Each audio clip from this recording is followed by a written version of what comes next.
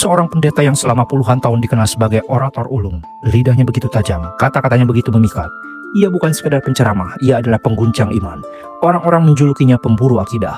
Karena lewat dakwah dan debatnya, lebih dari 3.000 muslim beralih keyakinan. Di hadapan banyak orang, ia sering berbangga diri.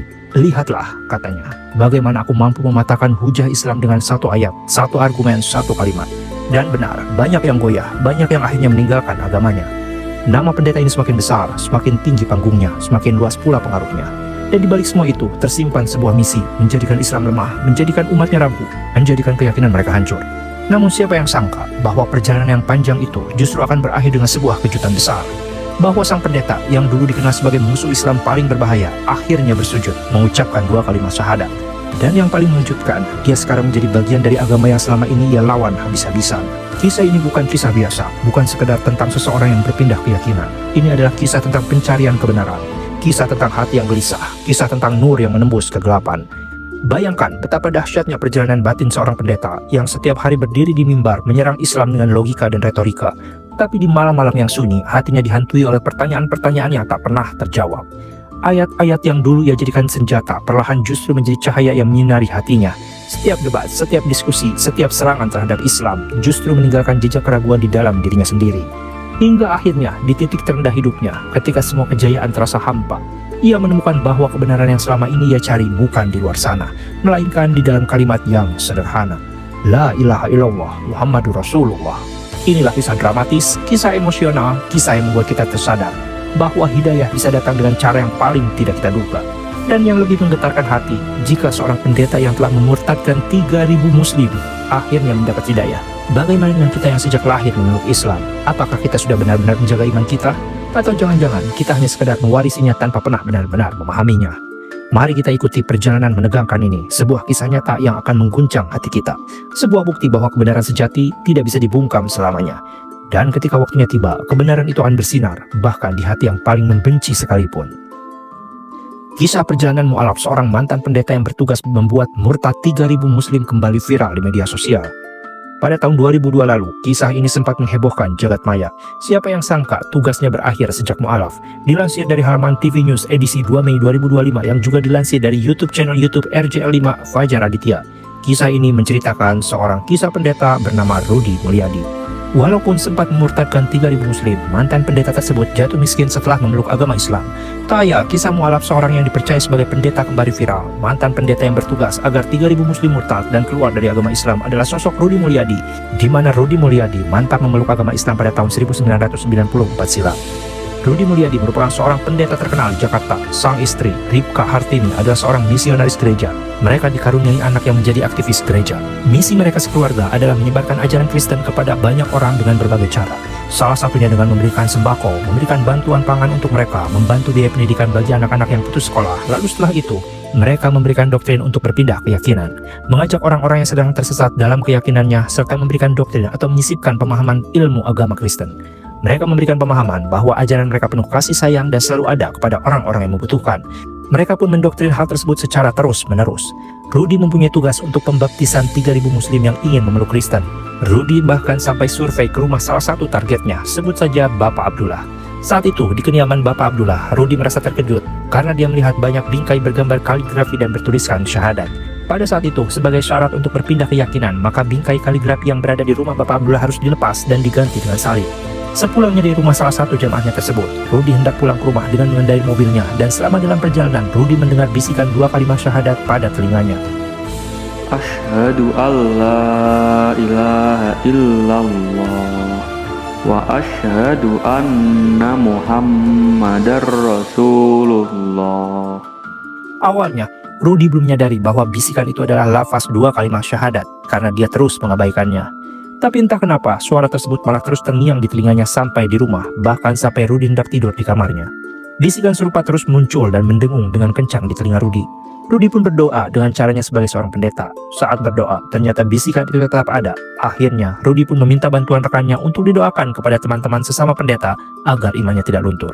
Tetapi ternyata setelah ia didoakan dengan rekan pendetanya, bukannya suara tersebut hilang, tapi bisikan tersebut malah semakin menggema terus-menerus. Semakin hari, suara itu bukannya semakin menghilang, tetapi malah semakin sering terdengar di telinga Rudi.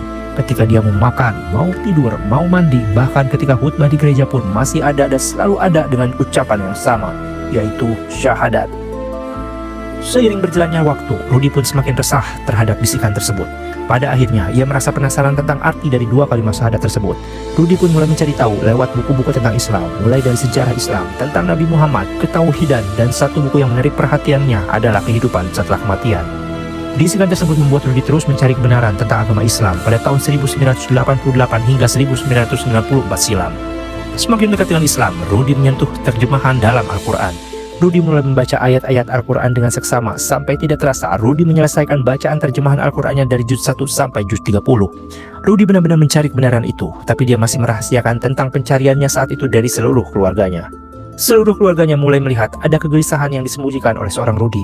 Sang istri dan anak-anaknya paham betul dengan sosok kepala keluarga mereka, tapi kali ini tidak ada yang berani bertanya kepada Rudi tentang apa yang sebenarnya terjadi. Rudi seperti menutup rapat-rapat misinya saat itu. Semua keluarga tidak ada yang mengetahuinya. Setelah Rudi benar-benar meyakini tentang apa yang sedang dia dalami, maka saat itulah Rudi mulai menceritakannya kepada anak dan istrinya. Malam itu terlihat biasa, tiba-tiba Rudi meminta seluruh keluarganya berkumpul dan seperti disambar petir, Rudi menyatakan kepada seluruh keluarganya bahwa dia sudah masuk Islam. Hal itu sontak membuat seluruh keluarganya terperanjat, tak terkecuali sang istri yang merupakan seorang penginjil. Berita itu seolah-olah pukulan keras yang menghantam seluruh raganya, dan malam itu pertengkaran pun tak terelakkan. Dan keluarga yang selalu harmonis itu pun seolah terpecah, dan keharmonisan itu pun seolah sirna. Setelah malam itu, ketegangan di rumah Rudi tidak terelakkan lagi. Anak laki-laki Rudi bersikeras agar Rudi kembali ke agama Kristen, dan sang istri pun mengadu kepada gereja bahwa Rudi telah mualaf. Mendengar hal tersebut, pihak gereja yang mendengar itu seperti tidak terima, dan Rudi pun didatangi oleh rekan-rekan pendetanya. Tapi pada saat ditemui oleh rekan-rekan pendetanya, Rudi memperlihatkan wajah tenang, meskipun ketujuh rekannya tersebut memperlihatkan muka yang marah bercampur kesal, terlebih istri dan anak laki-lakinya. Rudi yang merupakan seorang kepala rumah tangga yang otoriter, tiba-tiba sikapnya berubah setelah dia memeluk Islam. Dengan tenang, Rudi mengajak duduk semua teman-temannya untuk berdiskusi santai. Namun kondisi sudah mencekam, mengundang reaksi tetangga, sehingga perbincangan dan diskusi pun urung terjadi. Dengan kelakarnya, Rudi mengatakan sesi waktu diskusi yang tepat pada hari kiamat. Perubahan sikap Rudi pun semakin terlihat. Aura wajahnya menyeretkan ketenangan dan kedamaian, sehingga kedua anak perempuan Rudi akhirnya juga memutuskan untuk mualaf seminggu setelah Rudi bersyahadat. Namun sang ibu dan anak laki-laki Rudi masih bertahan pada agama Kristen, bahkan sampai mengancam Rudi untuk bercerai akibat kondisi keyakinan keluarganya yang sudah berbeda. Setelah 3 bulan berdebat, mereka mengaku kalah atas Rudi dan mengatakan seluruh pertanyaannya terjawab di agama Islam, dan mereka sekeluarga pun telah resmi menjadi mualaf. Setelah mengetahui bahwa Rudi beserta keluarga telah memeluk agama Islam, cobaan berat pun menghantui keluarga mereka. Pihak gereja langsung menarik seluruh aset berharga akibat tidak terima Rudi sekeluarga memeluk agama Islam. Rudi beserta sang istri harus kehilangan pekerjaannya karena mereka memang bekerja untuk gereja. Semua fasilitas pun kembali diserahkan ke gereja berupa rumah, mobil, dan segala sesuatu yang mereka miliki. Mereka sekeluarga pun pindah dari rumah mereka ke sebuah kontrakan kecil dengan hanya membawa pakaian. Seluruh pihak keluarga dan sanak saudara yang beragama Kristen pun juga menolak keberadaan Rudi sekeluarga. Tetapi mereka meyakini bahwa ini semua adalah konsekuensi atas keyakinan yang menurut mereka adalah benar, sehingga tidak ada ketakutan bagi mereka untuk menghadapi semua itu. Mereka meyakini bahwa sekarang mereka menyandarkan hidupnya pada Allah, pada Tuhan pemilik alam semesta dan Tuhan yang Maha Kaya. Dan akhirnya seorang pria yang dulu berdiri di mimbar gereja begitu lantang mengumandangkan keyakinannya, begitu gigih berjuang untuk menarik umat Islam keluar dari agamanya. Selama bertahun-tahun, ia berhasil memurtadkan ribuan jiwa, lebih dari 3.000 muslim. Di hadapan pengikutnya ia dipuji, diagungkan, bahkan dianggap sebagai pahlawan. Namun siapa sangka, justru puncak kesuksesan itulah hatinya mulai gelisah. Ada sesuatu yang tak pernah bisa ia jawab. Ada pertanyaan yang selalu berputar dalam benaknya. Pertanyaan yang lahir bukan dari logika semata, melainkan dari suara hati. Malam demi malam tak bisa tidur, terbangun dengan dada sesak, dihantui oleh kebenaran yang perlahan mengetuk jiwanya. Dan akhirnya titik balik itu datang. Cahaya hidayah Allah menembus kegelapan hatinya.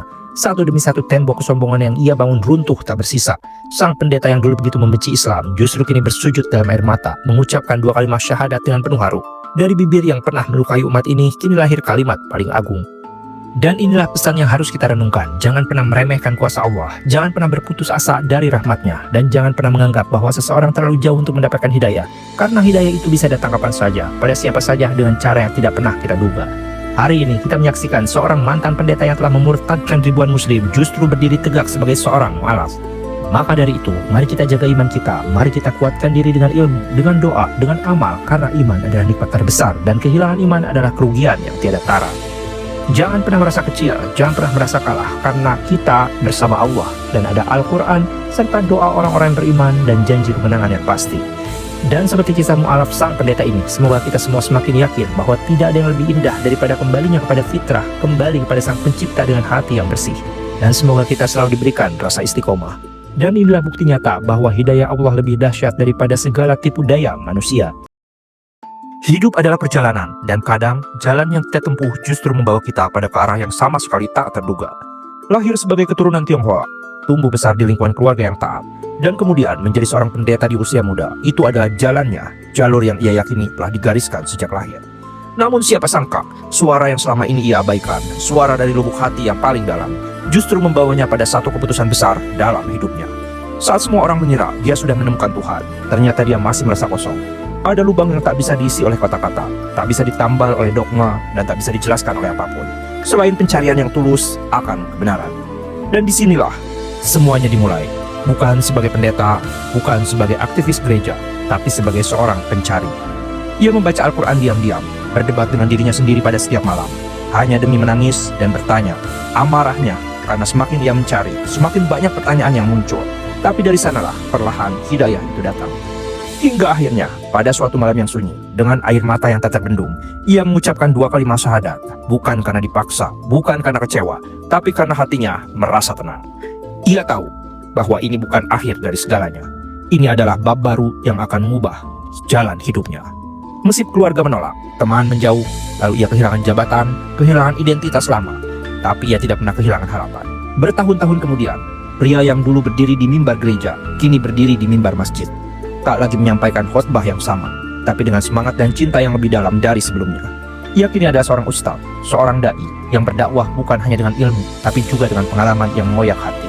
Kisahnya bukan tentang pindah agama, tapi tentang keberanian untuk mengikuti suara hati, tentang perjuangan menemukan cahaya meski harus berjalan dalam kegelapan.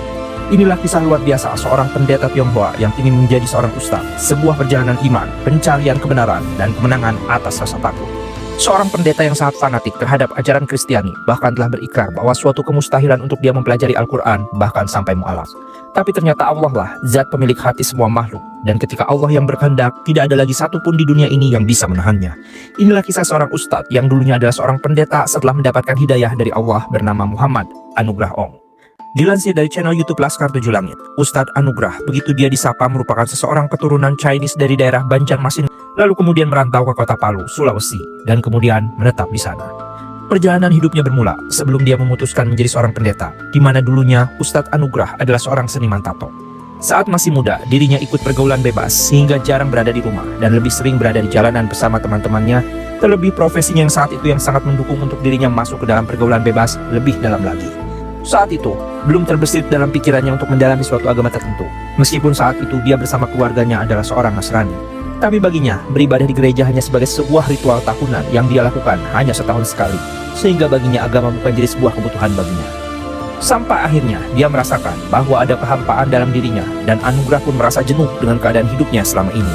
Dia merasa hidupnya tidak memiliki arah dan tujuan hidup yang jelas. Dia mulai mengamati bahwa orang-orang sekelilingnya seperti sudah mulai fokus pada tujuan hidupnya, mengejar cita-citanya, dan dia seperti melihat belum ada perubahan yang berarti dalam hidupnya. Anugrah pun mulai memperbaiki hidupnya dengan mulai memperdalam ilmu agama, kemudian mulai aktif di gereja, mulai ikut beribadah. Dan inilah momen hijrah pertama dalam hidupnya. Dalam lingkungan gereja, dia mulai secara aktif belajar memperbaiki diri dan beribadah sampai akhirnya berjalan bertahun-tahun. Dia memutuskan untuk menjadi seorang aktivis gereja. Dia mulai membantu gereja untuk proses penginjilan dan berusaha untuk mengajak orang-orang untuk bisa beribadah di gereja. Baginya saat itu, agama yang dia anut adalah agama yang paling benar. Sementara itu, yang ia tahu, Islam adalah agama yang sangat buruk. Sehingga salah satu tujuannya waktu itu adalah dapat mengajak teman-temannya untuk bisa mulai dekat dengan Tuhannya dan mengajak teman-temannya yang lain untuk pindah agama, terutama rekan-rekannya yang beragama Islam. Anugrah sering mengajak untuk rekan-rekannya berdebat untuk meyakinkan bahwa agama yang mereka yakini adalah salah, sehingga dia harus punya bekal untuk mengajak orang mengikuti keyakinannya. Salah satu tujuannya adalah memurtadkan orang-orang Islam untuk berpindah keyakinan. Untuk itu, dia juga mempelajari Islam dan Al-Quran dengan harapan bahwa hal itu dapat menjadikan suatu pengetahuan yang bisa dia bantah dengan ajarannya. Sang aktivis pun semakin semangat mempelajari Islam dan Al-Quran, karena baginya pasti semua agama memiliki kelemahan yang bisa dijadikan celah untuk melemahkan iman seseorang. Dengan bakat keterampilan berbicaranya serta kemampuan dia dalam berdebat menjadikan dia sangat optimis bahwa teman-temannya yang muslim dapat dengan mudah dipengaruhi untuk berpindah agama. Atas motivasinya itu, akhirnya Anugrah memutuskan untuk mencari tahu langsung tentang Islam melalui Al-Quran. Dia akhirnya memutuskan untuk download aplikasi Al-Quran di HP, karena pada saat itu Anugrah belum memiliki Al-Quran yang dilengkapi dengan terjemahannya. Pada saat pertama kali membaca Al-Quran, surat pertama kali yang dia baca adalah surat Maryam. Hal tersebut dilatar belakangi dengan keinginannya untuk mengetahui cerita tentang Maria dan Isa Al-Masih versi Al-Quran. Qala innama ana rasul rabbiki liahaba laki ghulaman zakiyya.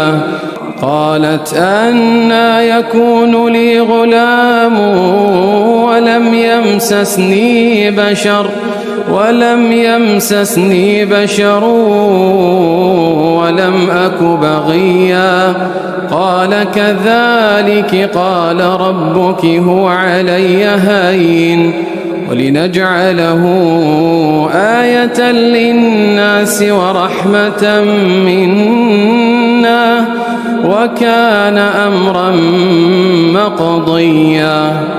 Saat itu keinginannya adalah bisa membandingkan cerita kehidupan Maryam dan Isa Al-Masih antara versi Injil dan versi Al-Quran.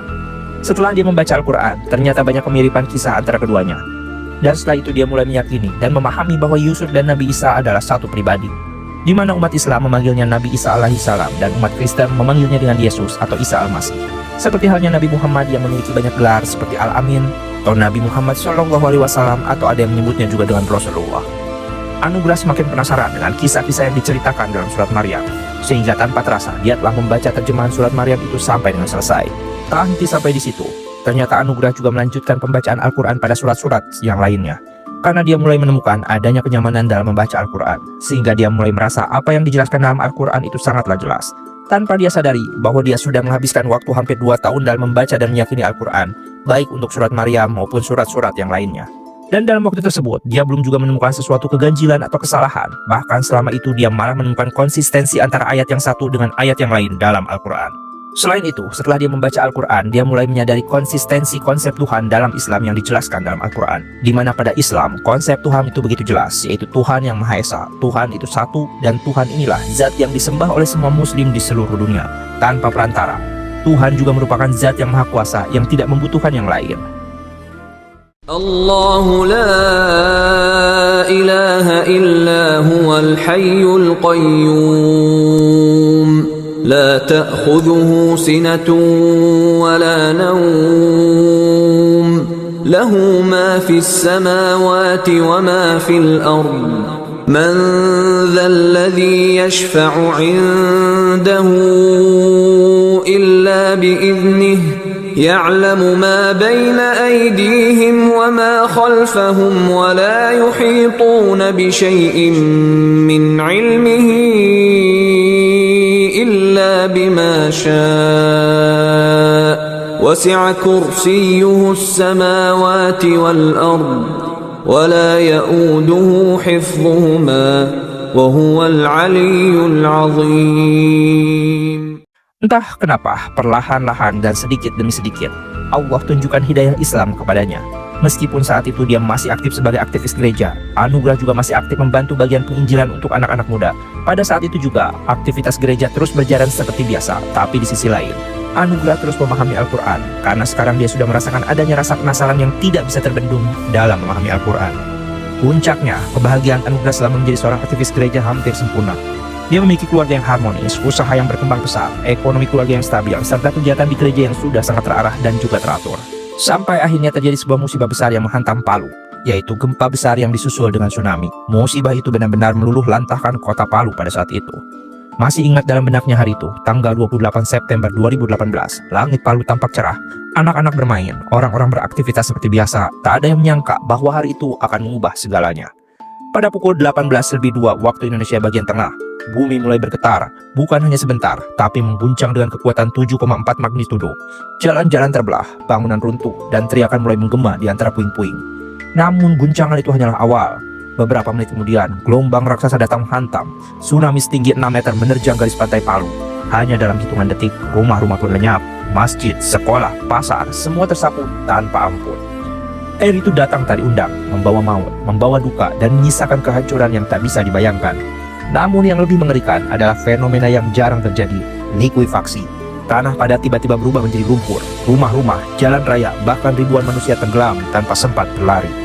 Di Balaroa, Petobo, dan juga Jono Oge, seluruh perkampungan seperti ditelan bumi, seolah tak pernah ada di sana. Mereka yang pagi harinya bercengkrama dengan keluarga, malamnya sudah menjadi bagian dari sejarah kelam yang tak bisa dihapus. Lebih dari ribuan jiwa meninggal dunia, ribuan lainnya hilang, dan lebih dari puluhan ribu orang kehilangan tempat tinggal. Tangisan terdengar di setiap sudut kota. Ada yang mencari anaknya, ada yang menggali dengan tangan kosong, berharap menemukan ibunya, dan ada pula yang hanya duduk diam karena tak ada lagi yang bisa ditangisi. Namun di tengah puing, di antara reruntuhan, ada cahaya harapan. Tangan-tangan saling menggenggam. Bantuan datang dari segala penjuru negeri. Mereka tak saling kenal, tapi bersatu dalam duka. Gempa Palu bukan hanya tentang bencana, tapi tentang kemanusiaan. Tentang bagaimana penderitaan bisa melahirkan kekuatan, dan bagaimana air mata bisa menyatukan hati. Palu, Donggala, Sigi, dan seluruh Sulawesi Tengah mungkin pernah jatuh, tapi mereka tidak hancur. Mereka bangkit, mereka berjalan, mereka belajar, dan mereka tetap berdiri. Karena dari reruntuhan akan tumbuh harapan baru. Pasca tsunami Palu, Anugrah beserta keluarga memutuskan untuk pindah ke kota lain, dan di kota tersebut, kehidupan baru sang ustadz pun beserta keluarga kembali dimulai. Anugrah kembali mendapatkan hal-hal yang membuat hidupnya semakin nyaman, seperti jabatan yang terhormat, fasilitas kendaraan, dan tempat tinggal yang nyaman. Hampir semua kebutuhannya tercukupi. Dalam kondisi hidup seperti itu, Anugrah mulai kembali mendalami Al-Quran, dan entah kenapa, mulai timbul dalam hatinya untuk bisa mendalami Islam secara keseluruhan. Setelah proses hampir 2 tahun mendalami Islam serta Al-Quran, entah kenapa dia mulai merasa ada hal yang mengganjal dalam dirinya. Niatnya dalam mempelajari Al-Quran untuk menemukan kesalahan justru malah menjadi niatnya untuk mencari kebenaran yang seutuhnya. Tapi pada saat itu, Anugrah belum betul-betul memantapkan hatinya untuk memeluk Islam. Karena baginya ini seperti masih terlalu dini untuk dia menanggalkan keyakinannya yang lama dan berpindah pada keyakinan yang baru. Apalagi keyakinan yang baru ini adalah keyakinan yang sedari dulu diyakini sebagai suatu agama yang buruk. Dia mulai meyakini bahwa Tuhan itu Esa dan dia mulai beriman kepada Tuhan yang Maha Esa. Tapi dia masih belum mengimani tentang Nabi Muhammad SAW. Saat itu dia masih mengambil kesimpulan bahwa ada kesamaan konsep dalam Islam dan juga Kristen, bahwa umat keduanya meyakini bahwa tentang iman kepada Tuhan. Lalu kemudian hal lain yang membedakan adalah tentang sosok Nabi Muhammad SAW yang menjadi manusia paling mulia di agama Islam. Dia mulai mencari tahu tentang Nabi Muhammad SAW dan ingin membandingkannya dengan Nabi Isa. Tidak banyak yang ia ketahui tentang Nabi Muhammad SAW. Justru selama itu yang ia ketahui tentang Rasulullah adalah sosok yang sangat negatif baginya. Seperti karena Rasulullah menikah dengan anak di bawah umur. Selain itu, dalam benaknya saat itu belum ada rasa penasaran untuk mengetahui lebih lanjut tentang alasan Rasulullah SAW menikahi Siti Aisyah yang saat itu masih di bawah umur. Entah kenapa, Anugrah masih menyimpan rasa benci kepada Rasulullah, padahal tidak banyak yang ia tahu tentang sosok paling mulia itu. Selain tentang Rasulullah, entah kenapa kebenciannya terhadap Islam kembali muncul karena dia sering mendengar azan. Baginya azan ini sangat mengganggu. Kenapa untuk memanggil orang yang ibadah harus seribut itu dan sesering itu dalam sehari semalam? Dia merasa sangat terganggu atas suara-suara azan itu. Allahu Akbar, Allahu Akbar. Anugrah mulai meyakini bahwa Islam itu adalah agama yang benar, tapi beberapa hal dalam Islam masih belum bisa ia terima sepenuhnya. Entah kenapa, justru sekarang kebimbangan dalam hatinya malah semakin terasa. Dia sudah mulai mengurangi kegiatannya di gereja.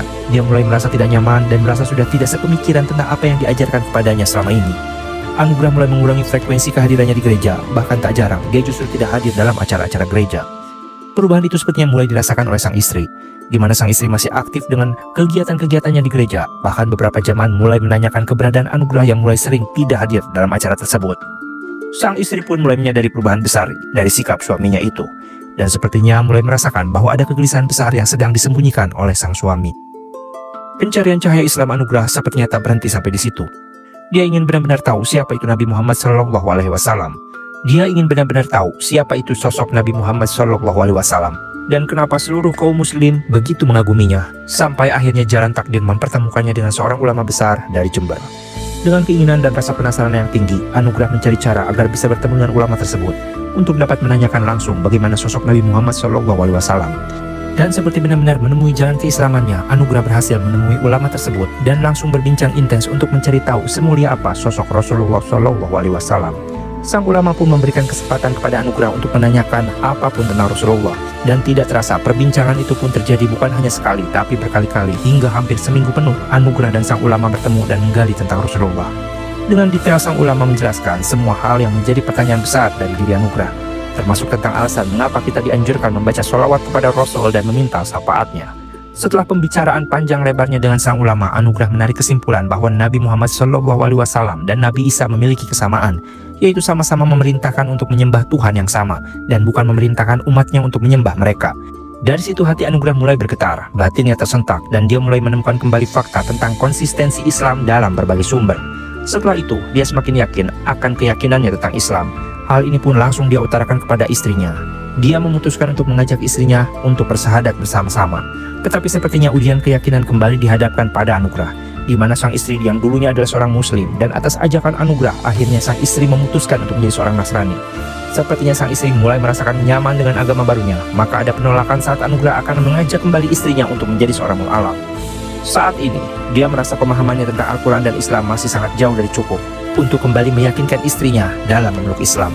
Karena sang istri sebelumnya adalah seorang muslim, maka ternyata pemahamannya tentang Islam jauh di atas Anugrah. Tetapi tekadnya untuk merangkul sang istri menjadi seorang mu'alaf tak berhenti sampai di situ.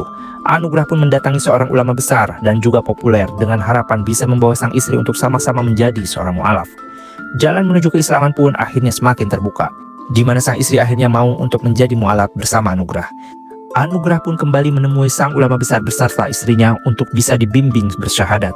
Tepatnya di tahun 2019, akhirnya Anugrah dan sang istri pun bersyahadat dibimbing oleh sang ulama dan disaksikan oleh jamaah ulama tersebut. Setelah Anugrah bersyahadat, Anugrah benar-benar merasakan ketenangan batin yang belum pernah ia rasakan sebelumnya. Kegelisahan dan juga kegalauan yang telah ia pendam selama hampir 2 tahun akhirnya tuntas saat dia bersama sang istri melafalkan 2 kalimat syahadat. Hidayah adalah milik Allah. Bagaimana bisa seseorang yang tadinya sangat membenci Islam dan bersumpah untuk mencari kelemahan Islam dan Al-Quran justru malah memutuskan bersahadat dan meyakini sepenuh hati bahwa Islam adalah agama yang selama ini dia cari. Perjuangannya menjadi seorang muslim ternyata belum berakhir. Anugrah benar-benar harus banyak belajar tentang Islam, tentang tata cara berwudu, tentang sholat, dan membaca Al-Quran. Dia mulai mencari-cari informasi tentang tata cara wudu dan sholat yang benar, baik melalui buku, ustadz, bahkan melalui channel-channel digital. Tekad dan keyakinannya untuk menjadi seorang muslim seutuhnya benar-benar sudah bulat. Saat pertama kali dia merasakan wudu, dia merasakan ketenangan dalam hatinya dan merasakan kesejukan dalam raganya. Meskipun saat itu wudunya masih berantakan, dia masih belum bisa menghafal urutan gerakan membasuh anggota tubuh dalam berwudu. Tapi baginya ini adalah sebuah proses. Dan untungnya sang istri dulunya adalah seorang muslim dan masih memahami tentang gerakan wudu sehingga sedikit demi sedikit dapat memberitahunya. Setelah itu, Anugrah pun belajar untuk mendirikan sholat. Dia benar-benar tidak hafal dengan semua bacaan sholat. Dia pun memutuskan untuk ikut sholat berjamaah agar dia bisa meniru gerakan-gerakan sholat dari jamaah yang lainnya. Pada saat itu, dia mulai mengikuti sholat berjamaah setiap waktu sholat datang, dan dia merasakan kesejukan dalam dirinya meskipun masjid yang dia gunakan tidak menggunakan pendingin ruangan. Tapi disinilah dia merasakan kenikmatan menjadi seorang muslim. Menurutnya, gerakan sholat yang menjadi favorit utamanya adalah sujud, karena pada saat itu dia benar-benar merasakan satu titik penghambaan dirinya kepada Sang Pencipta. Dia merasakan detik demi detik sujudnya adalah bentuk penghambaan dia kepada Allah Subhanahu wa Ta'ala. Dan pada saat sujud, dia juga merasakan ada hal yang berbeda yang belum pernah dia rasakan sebelumnya. Dan pada akhirnya, dia pernah berdiri di atas mimbar, menggenggam kitab suci dengan tangan gemetar. Dia berbicara lantang, bukan tentang cinta, bukan tentang harapan, tapi tentang kebencian. Kebencian terhadap sesuatu yang tidak benar-benar ia kenal, tentang Islam. Setiap hari, ia mengecam azan yang menggema dari masjid terdekat. Setiap kali melihat wanita berhijab di jalan, ia mencibir. Ia menganggap Islam agama kegelapan, penuh kekerasan, penuh kebohongan. Tapi apakah ia benar-benar tahu? Ataukah ia hanya mewarisi dari ketidaktahuan yang dibungkus dalam jubah keagamaan? Semua berubah ketika ia memutuskan membaca Al-Quran. Awalnya, hanya untuk mencari kesalahan. Ia pikir buku ini akan mudah kerobek dengan logika. Namun halaman demi halaman, ia malah menemukan ketenangan. Kata-kata yang ia kira adalah pengusik justru menyentuh hatinya. Bukan teriakan kebencian yang dia temukan, tapi bisikan kasih dari Tuhan. Dan itu membuatnya takut. Takut karena untuk pertama kalinya dalam hidup, ia merasa apa yang ia benci mungkin adalah suatu kebenaran yang selama ini dia cari. Dia mulai menyendiri, banyak menangis. Di tengah malam, ia memeluk Al-Quran tanpa ada yang tahu. Ia bertanya, jika Tuhan membimbingnya, maka itu adalah suatu keniscayaan. Dan malam itu, untuk pertama kali dalam hidupnya ia bersujud. Bukan lagi sebagai seorang pendeta, bukan lagi sebagai seorang pembenci, tapi sebagai hamba yang hancur dan akhirnya berserah. Kalimat syahadat pun akhirnya keluar dari seorang Anugrah beserta keluarganya. Lafaz itu keluar dari mulutnya dengan penuh tangis, bukan karena terpaksa, tapi karena akhirnya ia pulang. Hari itu bukan hanya tentang menjadi seorang mu'alaf, tapi ia lahir kembali, meninggalkan identitas lamanya, dan menanggalkan semua jabatan, status, bahkan keluarganya demi satu hal, kebenaran yang mengetuk hatinya dengan lembut tapi pasti. Dan benar, setelah itu hidupnya tidak mudah. Ia dijauhi, dicaci, bahkan bisa dianggap tak sama lagi. Tapi ia tidak goyah, karena semua yang hilang justru menemukan sesuatu yang tak pernah ia miliki sebelumnya, yaitu kedamaian. Kedamaian yang tak datang dari dunia, tapi datang dari Allah. Dari kisahnya kita belajar satu hal yang paling penting. Hidayah tidak mengenal siapa kamu, tidak mengenal masa lalu kelamu, tidak peduli seberapa keras kamu membenci. Jika Allah berkehendak membuka pintu hatimu, maka tak ada seorang pun yang bisa menutupnya. Dan sekarang, ia hidup dalam keheningan, jauh dari sorotan, tak lagi berdiri di atas mimbar, tapi bersimpu dalam sujud setiap malam. Bukan lagi berbicara dengan amarah, tapi berbisik kepada Tuhannya dengan cinta. Kisah ini bukan sekedar tentang seorang pendeta yang menjadi mu'alaf, tapi ini adalah sebuah kisah tentang pencarian dan tentang kejujuran hati. Jika channel ini dirasa bermanfaat, please like, share, and subscribe channel ini.